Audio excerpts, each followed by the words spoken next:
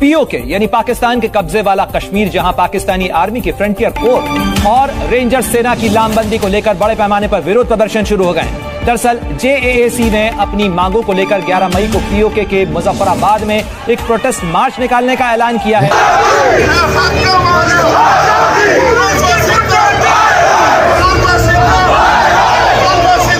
क्या एक नया मुल्क बनने जा रहा है, ये एक सवाल है। महंगाई को लेकर और बिजली की बढ़ती हुई कीमतों को लेकर वहां पे तशवीश है। कश्मीर में, पाकिस्तानी कश्मीर में लोग एहतजाज कर रहे हैं और बहुत सी सोशल मीडिया पे वीडियोस वायरल हैं। जुलूस मेनली महंगाई पे, जाहिर है महंगाई फैक्टर होता है बुनियादी, लोगों को मजबूर करता है कि लोग घर से बाहर निकल आए क्योंकि उनका जिंदगी रहना मुश्किल हो जाए। पाकिस्तानी एस्टैब्लिशमेंट के सबसे बड़े चैलेंजेस क्या हैं इस वक्त, यानी एक्चुअल सूरत हाल क्या है, और हम कश्मीर में होता हुआ एहतजाज को जब हम समझने में गलती कहां करते हैं। नमस्कार दोस्तों, चैनल पर आपका हार्दिक अभिनंदन है। दोस्तों भारत के रक्षा मंत्री श्री राजनाथ सिंह जी ने पीओके के जो पाकिस्तानी ऑक्युपाइड कश्मीर है उसको ओपन इन्विटेशन दे दिया है कि आपको जो है पाकिस्तान वो एज ए फॉरेनर ट्रीट करता है, आपके साथ सौतेला व्यवहार किया जाता है, लेकिन हम आपको अपना मानते हैं क्योंकि हमारा मानना है कि कश्मीर जो है वो भारत का इंटीग्रल पार्ट है और आप भी हमारे हैं। आप आइए, हमसे जुड़ जाइए। दोस्तों अब जो है ये बयान सुन करके पाकिस्तान को काफ़ी मिर्ची लगा है, लेकिन कहीं ना कहीं पीओके में जो डिसेंट वॉइस हैं, मतलब जो पाकिस्तान को थोड़ा सा विरोध करती हैं, उनका अब मन बढ़ेगा इस पर कि शायद कुछ बात बन जाए, क्योंकि वो भी पाकिस्तान के साथ नहीं रहना चाहते। अगर उनसे पूछा जाए कि क्या पाकिस्तान से रहना चाहते हैं तो वो डेफिनेटली नहीं रहना चाहेंगे। दोस्तों उनके पास अगर आज चॉइस दी जाए तो डेफिनेटली इंडिया में आकर मिल जाएंगे। तो अब इस न्यूज़ पर Pakistani media, Pakistani YouTubers reaction दे रहे हैं। आइए देखते हैं कि उनका इस न्यूज़ पर क्या कहना है। वो तारीख में लिखा जाएगा कि डडियाल के चौक में अभी तक असिस्टेंट कमिश्नर साहब की शलवार ऐसे ऐसे करके लहरा रही है, जो चौक में टांगी हुई है। लोगों ने असिस्टेंट कमिश्नर साहब के कपड़े उतारे, लोगों ने उन्हें लथेड़ा, लोगों ने उन्हें बताया और उन्हें समझाया कि अवाम असल ताकत होती है। ये नहीं होना चाहिए वायलेंस, या अवाम को कानून अपने हाथ में नहीं लेना चाहिए। लेकिन सवाल ये पैदा होता है कि क्या जो असिस्टेंट कमिश्नर साहब ने किया क्या वो ठीक था। और हमारे पानियों से पैदा होने वाली जो सारी बिजली है, मंगला डैम की, नीलम झेलम हाइड्रो पावर प्रोजेक्ट और बेशुमार जो हमारे छोटे बड़े हाइड्रो पावर प्रोजेक्ट हैं, जहां से कलेक्टिवली 5000 जो है वो मेगावाट बिजली पैदा होती है, तो फ्यूल एडजस्टमेंट चार्जेस कहां से लग गए? वो पंजाब का जो खर्चा है वो भी हमसे ले रहे हैं। तो 9 महीने से एक सिविल नाफरमानी की तहरीक चल रही थी, बिजली के बिलों के बाइकाट की तहरीक चल रही थी। 3 दफा हमने पुरअमन तरीके से जनरल स्ट्राइक की, कई दफा कई शहरों में शटर डाउन किए, कई शहरों में हमने धरने दिए, ये सारा कुछ हम करते रहे, लेकिन इन्होंने हमारे मुतालबात नहीं माने। अब हमने 11 मार्च को ये कॉल दी थी कि 11 मार्च को हम मुजफ्फराबाद की जानिब हमारे लोग लॉन्ग मार्च करेंगे। ये हो ही नहीं सकता कि वो पंजाब कांस्टेबलरी या फ्रंटियर कांस्टेबलरी आए।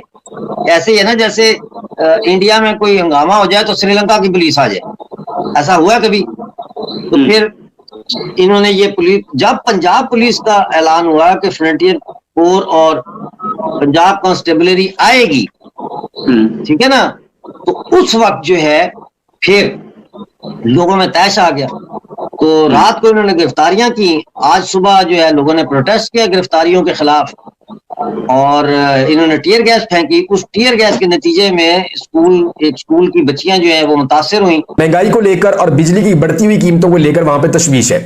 वो ये कहते हैं कि बिजली क्योंकि जो पानी है वो कश्मीर से आ रहा है, तो यहां पे बिजली प्रोड्यूस करके पूरे पाकिस्तान को बिजली दी जाती है। तो उनका मुतालबा ये है कि उनको बिजली उसी कीमत पे दी जाए जिस कीमत पे वो बनती है, उनसे मुनाफा ना लिया जाए, कॉस्ट टू कॉस्ट उनको बिजली प्रोवाइड की जाए, उनके बिल कम किए जाए, ये उनका मुतालबा है।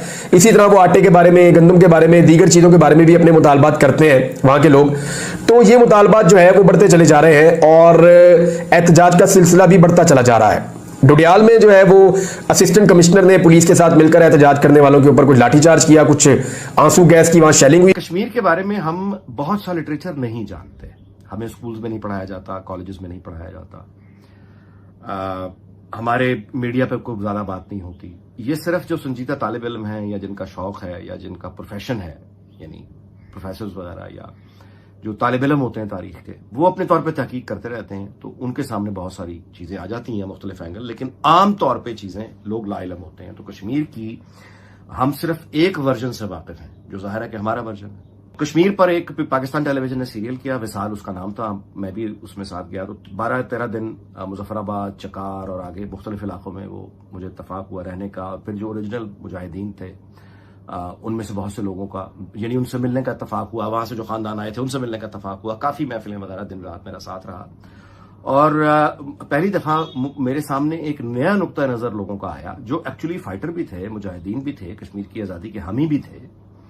लेकिन मैं शॉक्ड हो गया। नाउ दिस इज 1989, यानी मेरे इल्म में ये 1989 में आया। ये लोग शुरू से 47 से एक नुक्ता नजर मौजूद है, जो कुछ लोगों में नस्ल दर नस्ल मुंतकिल होता है।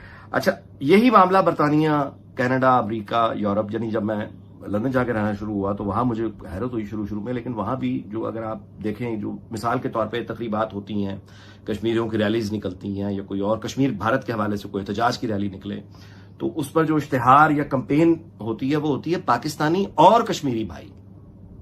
यानी दावत किनको दी जा रही है? पाकिस्तानी और कश्मीरी भाई। पाकिस्तान एक सेटल्ड इलाका है, जो हम सेटल्ड इलाकों में रहने वाले लोग हैं। यानी सेटल्ड जब मैं कह रहा हूं तो मेरी मुराद यह है कि लाहौर पर इंडिया का क्लेम नहीं है, सियालकोट पर इंडिया का क्लेम नहीं है, गुजरांवाला, जेहलम से लेके आगे, यानी कोई इलाका पाकिस्तान, ये है सेटल्ड। दुनिया का कोई दूसरा मुल्क उन इलाकों का दावेदारी सिरे से नहीं है, तो डिस्प्यूट नहीं है ना, ये है सेटल्ड। तो जो पूरा पाकिस्तान जिसमें हम आमतौर पे रहते हैं, तो हम रद्दोबदल के साथ या इसी को इस तरह अगर हम मान लें, भारत भी और हम भी मान लें, और इस पर तो फिर ये भी सेटल्ड हो जाएगा। जिसका नतीजा यह है कि आज वहां जो बच्चा मुजफ्फराबाद में या कहीं कश्मीर, आजाद कश्मीर के किसी और इलाके में, चकार में पैदा होगा, 20 साल के बाद या 25 साल के बाद वहां वो नस्ल आ जाएगी जो पाकिस्तानी कश्मीरी होगा। क्योंकि जब सेटल्ड हो गया कि ये पाकिस्तान का हिस्सा है, वो भारत का हिस्सा है, तो अब ये पाकिस्तानी कश्मीर है, वो आजाद कश्मीर फिर नहीं रहेगा, वो पाकिस्तानी कश्मीर है, वो भारतीय कश्मीर है। तो जो यहां फिर ये नुक्ता नजर है कि जो हमें दोनों से ही आजाद होना है, और हमारा ये नुक्ता नजर आहिस्ता आहिस्ता अगर रहेगा भी, तो यानी इसकी तादाद, नंबर्स कम हो जाएंगे। तक उनके नजदीक बॉर्डर्स की फाइनल सेटलमेंट होना बाकी है, तब तक तो एक लिक्विड सूरत हाल आ गई ना, जिसमें वो तब्दीली कर सकते हैं। तो जिसमें वो तब्दीली कर सकते हैं, तो फिर ये फितरी, यानी एक आप कहिए कि फितरी नतीजा है कि वहां पे ये जो नुक्ता नजर है कि यार सेटल्ड तो अभी होना है, तो फिर हम इंडिपेंडेंट कश्मीर क्यों ना हो। कश्मीर में जब अनरेस्ट आता है या एहतजाज होता है, तो उसमें होने वाले एहतजाज में और पंजाब में होने वाले एहतजाज में या सेटल्ड एरिया के एहतजाज में फर्क है। यहां सेटल्ड इलाके में जब होगा तो उनको पता है कि ये हमारा ही मुल्क है, कोई और क्लेमेंट नहीं है, और हमने इस तरह ही रहना है, हमने इसके अंदर निजाम को बदलना है। ज्योग्राफी चेंज नहीं हो रही, कश्मीर में ये नहीं है। वहां तो आइडियाज के साथ टॉय करने वाले मौजूद है। अच्छा, फिर वहां इंडिया का, यानी एक ज़ाहिर है कि एक्टिव वो दावेदार है, चाइना दूर रह ही नहीं सकता, उनका भी बॉर्डर है। दोस्तों, पाकिस्तानी मीडिया की सुबह जो होती है वो हिंदुस्तान से शुरू होती है, और शाम जो होते हैं हिंदुस्तान से ख़त्म होती है। वो पूरे दिन यही देखते रहते हैं कि हिंदुस्तान ने क्या किया, कहाँ गया, क्या अचीवमेंट की, और फिर वो दिन भर उसी पे चर्चा करते रहते हैं। हालांकि इनके कमेंट्स बड़े चाइल्डिश होते हैं, बड़े ही फ़नी होते हैं। तो इसलिए आप इस चैनल पर इनके कमेंट्स को सुनते रहिए और अपने मूड को लाइट कीजिए, एंजॉय कीजिए, और हाँ, चैनल को सब्सक्राइब जरूर कीजिए और सपोर्ट करिए। Thank you.